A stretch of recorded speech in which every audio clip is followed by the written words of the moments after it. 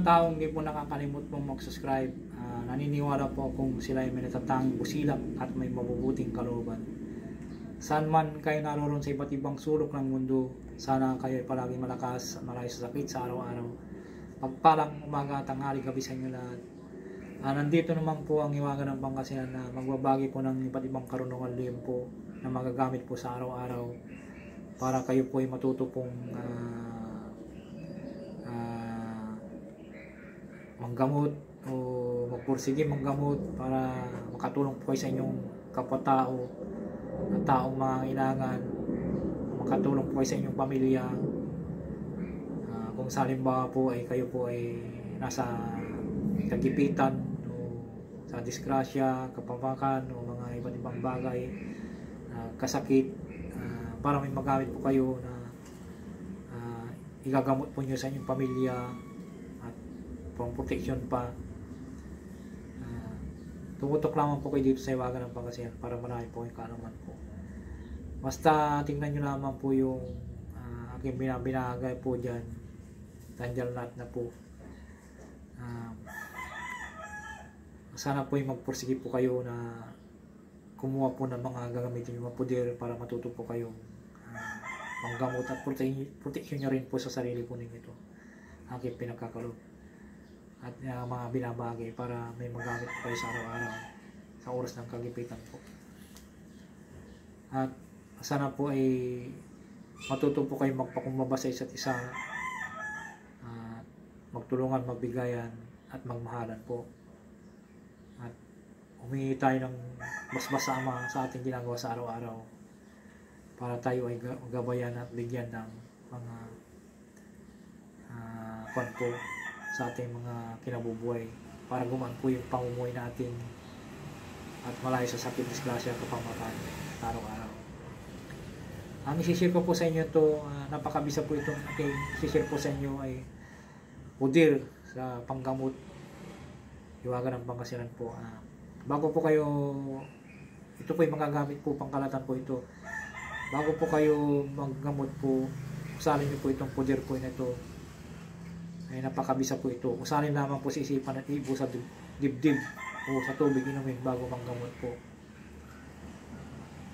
Sa mga gusto pong matuto manggamot dyan, andito na yung gusto nyo pong puder. Gawin nyo po ito sa araw-araw na po para may magamit po kayong puder. Kung gusto po talaga manggamot, magagamit po nyo sa araw-araw po ito. Usalin nyo naman po ito bago kayo manggamot at siguradong mapoproteksyonan po kayo ng orasyon na to.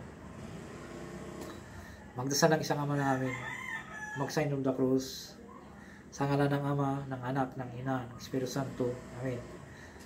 Magdasal po na mag-sign of the cross po at isunod po yung orasyon po. Magdasal ng isang Ama namin at isunod po yung orasyon po. Ang pagproseso po na pagdarasal po, kasi may nagpukan po, ang pagproseso po ng pagdarasal po, ganito po.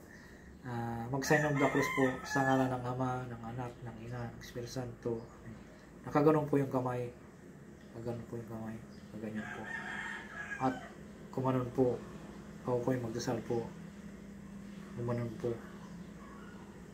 Na ang pagdarasal po ay focus po kayo sa sarili po, na ang inisip nyo po ay ang Diyos lamang po. Ang Diyos lamang po ang inisip po nyo pag nagdi-devotion kayo, nagdarasal po.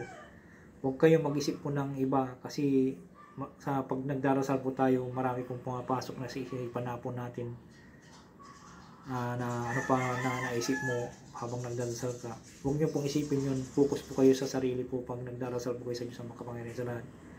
At higit sa lahat po, ang proseso po ng sa Diyos lamang po kayo nakapokus sa pagdarasal po, ay malakas po kayo sa spiritual, na hindi kayo nami-nervyos, na talagang proceed concrete talaga na manggamot, walang nervyos na dyan. Kasi pag nanggamot ka po, kasi pag nauna po yung nervyos, kahit may kalaman po tayo sa spiritual po na karunungan lihim po, mga orasyon po, pag nauna po yung nervyos, kayang-kaya kang supilin ng mga kalaban mo, mga demonyo, masamang espiritu, kaya-kaya ka supuyin kasi may nervous ka eh. Dapat buong loob po dito pag nanggamot ka po. Pag gumagamot ka po ng isang tao po, buong loob mo na kayang-kaya mo, isipin mo na kayang-kaya mong supilin yung masamang espiritu. Huwag kang magpakita ng kahinaan po, kundi magpakita ka ng talagang pagkalalaki po na nabukal sa puso mo para hindi ka kayang supilin na makukulang po. Yan lamang po ang tip ko sa inyo. Sana po ay nagustuhan niyo po ninyo. At ang isi-share ko po ngayon pong sa inyo po ay pudir bago manggamot po. Diba ganun ba kasi magdasal ng isang ama namin at isunod po yung orasyon po. Usalin po lamang sa isipan po at ipon nyo sa dibdib po bago kayo manggamot po. Magagamit nyo na po sa araw-araw po ito. Narito pang orasyon po. Agwiik, dik, igok, dok, guidok, dok, ditindi, Iso Kristi, sarkami, sakrum, berbum, igusong, bibat, ilum, salvame, Dios, aliparis. Ayan po. Narito pang orasyon po.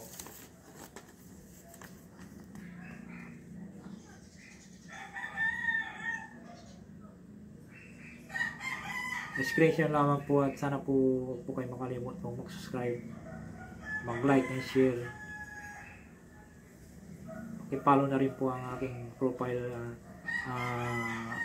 Facebook page ko, profile ko po. I-follow na rin po. Maraming salamat po sa inyo lahat.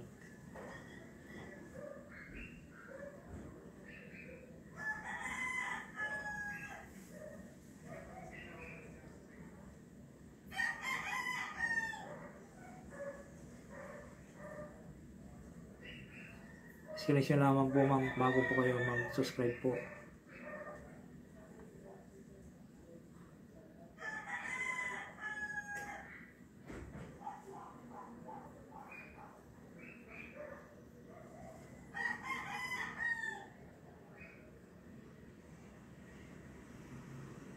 Salamat po.